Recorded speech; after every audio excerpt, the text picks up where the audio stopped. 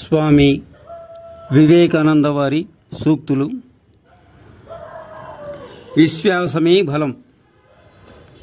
ఆత్మవిశ్వాసం కలిగి ఉండండి.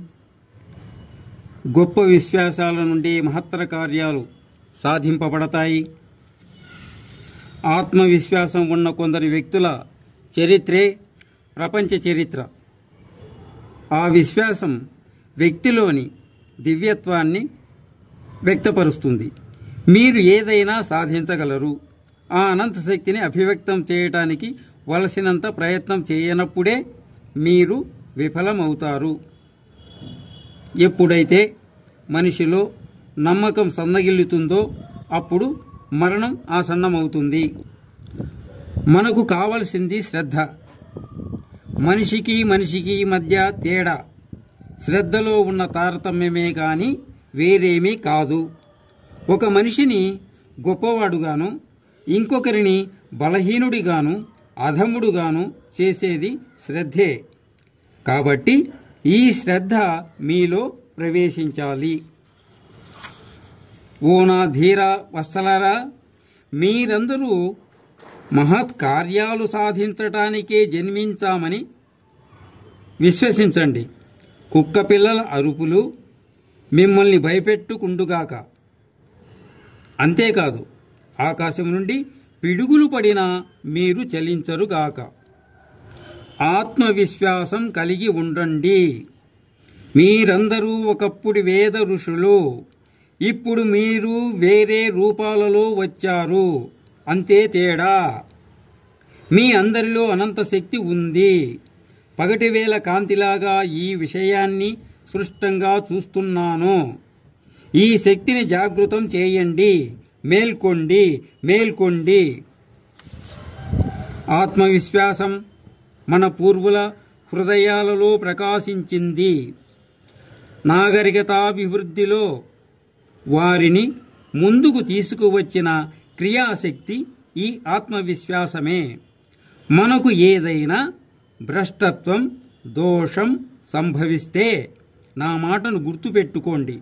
ఆ భ్రష్టత్వం మన ప్రజలు ఆత్మవిశ్వాసాన్ని కోల్పోయిన నాటి నుండి ప్రారంభమైంది.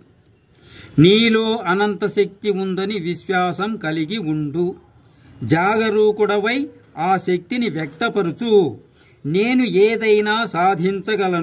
ఏదైనా సాధించగలను అని సంకల్పించు.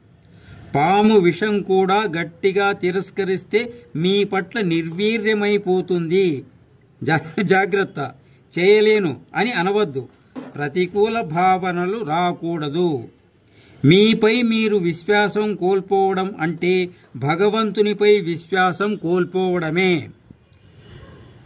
అభివృద్ధి చెందడానికి మొదట మనపై, తరువాత భగవంతునిపై విశ్వాసం కలిగి ఉండాలి. తనపై విశ్వాసం లేనివానికి భగవంతునిపై విశ్వాసం కలగడం కల్లా.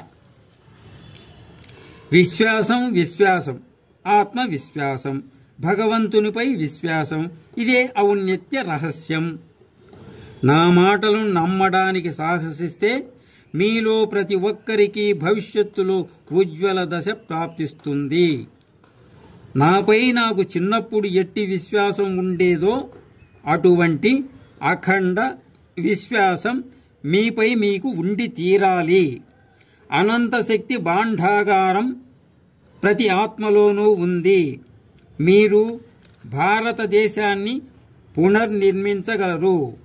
ఒక వ్యక్తి అధమాధమ స్థితిలో పడిపోయాడనుకోండి. కొంతకాలానికి అతడే నిరాశతో తన ఈ ప్రస్తుత స్థితి నుండి ఊర్ధ్వగమనం సాగించి ఆత్మవిశ్వాసాన్ని పెంపొందించుకొని తీరుతాడు. కానీ మొదటి నుండే మనం దాన్ని గుర్తించడం శ్రేయస్కరం. ఆత్మవిశ్వాసాన్ని పొందడానికి మనకు ఎన్ని చేదు అనుభవాలు అవసరమా? ఇన్ని చేదు అనుభవాలు అవసరమా? పురాణాలు పేర్కొన్న ముక్కోటి దేవతలపై మీకు విశ్వాసం ఉన్నప్పటికీ మీపై మీకు విశ్వాసం లేకపోతే మీకు ముక్తి కలుగదు. ఆత్మవిశ్వాసముతో ధీరుడవై నిలబడు. అదే మనకిప్పుడు కావలసింది. ఆత్మవిశ్వాసం ద్వారా సర్వం సాధించగలం. ఈ విషయం స్వీయ జీవితంలో నాకు అనుభవానికి వచ్చింది. ఆత్మవిశ్వాసం మనకు గొప్ప సహాయకారి. ఆత్మవిశ్వాసాన్ని గురించి నిస్పృతంగా తెలియబడి అది పెంపొందింపబడితే మనకున్న దుఃఖాలు, రుగ్మతలు చాలా వరకు సమసిపోయేవి. మానవాళి చరిత్రలో గొప్ప గొప్ప స్త్రీ పురుషుల జీవితాలలో ఆత్మవిశ్వాసమే వారికి అత్యధిక స్ఫూర్తిదాయకమైన శక్తిగా పరిణమించింది. తాము గొప్పవారుగా అవడానికి జన్మించామని భావించి వారు గొప్పవారయ్యారు. పాశ్చాత్య దేశాలలో మీరు చూసే భౌతిక అభివృద్ధి అంతా వారికున్న శ్రద్ధ వలన కలిగినదే. వాళ్ళ కండరాలను వాళ్ళు విశ్వసిస్తారు. ఆత్మబలాన్ని విశ్వసిస్తే ఇంకెంత అధికతర ప్రయోజనం కలుగుతుందో గదా. మీ శాస్త్రాలు, ఋషులు ముక్తకంఠంతో బోధిస్తున్న అనంతశక్తి సమన్వితమైన అనంతాత్మను విశ్వసించండి. నాశరహితమైన ఆ ఆత్మల నుంచి అనంతశక్తి బయలుపడడానికి సిద్ధంగా ఉంది. ధైర్యంగా ఉండండి, శ్రద్ధ కలిగి ఉండండి. మిగిలినది దానంతట అదే వచ్చి తీరుతుంది.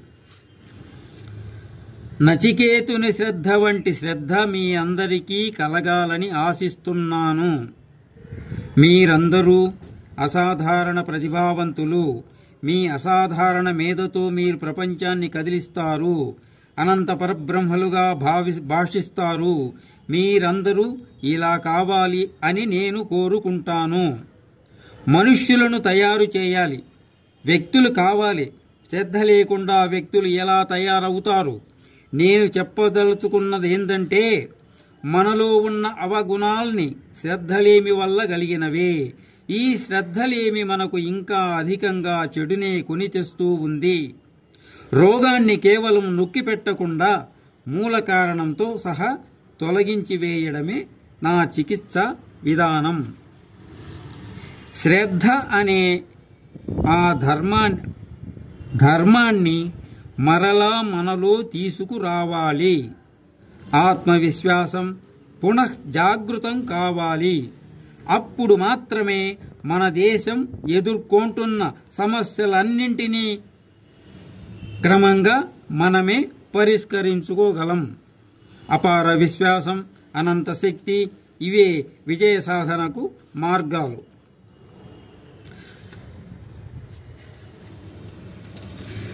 ప్రతి బాలుడు కఠోర బ్రహ్మచర్యాన్ని పాలించేటట్లు శిక్షణ ఇవ్వాలి. అప్పుడు మాత్రమే విశ్వాసం ఏర్పడుతుంది, శ్రద్ధ కలుగుతుంది. శ్రద్ధ, ధీరత్వం కలిగి ఉండి ఆత్మజ్ఞానాన్ని పొంది మీ జీవితాన్ని ఇతరుల మేలుకై త్యాగం చేయండి. ఇదే నా ఆకాంక్ష, ఆశీర్వాదమును. దృఢ సంకల్పం, పవిత్ర ఆశయం తప్పక సత్ఫలితాలను ఇస్తాయి. వీటిని ఆయుధాలుగా గ్రహించిన వారు కొద్దిమందే అయినా అన్ని విఘ్నాలను ఎదుర్కొని నిలువగలుగుతారు.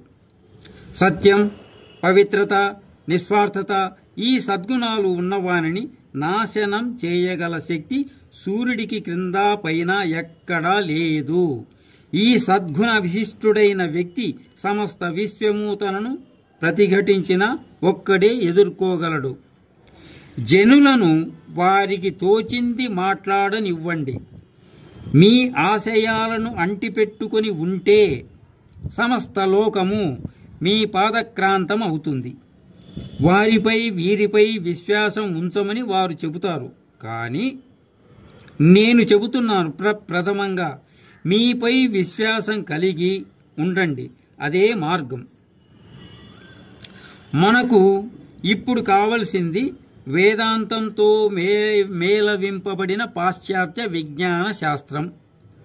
దానికి మూలమంత్రంగా బ్రహ్మచర్యం పాటించటం మరియు శ్రద్ధ, ఆత్మవిశ్వాసాలని కలిగి ఉండడం. ఇవి శ్రీ స్వామి వివేకానంద గారి విశ్వాసమే బలం అని వారు సూచించిన సూక్తుల నుండి గ్రహింపబడినవి.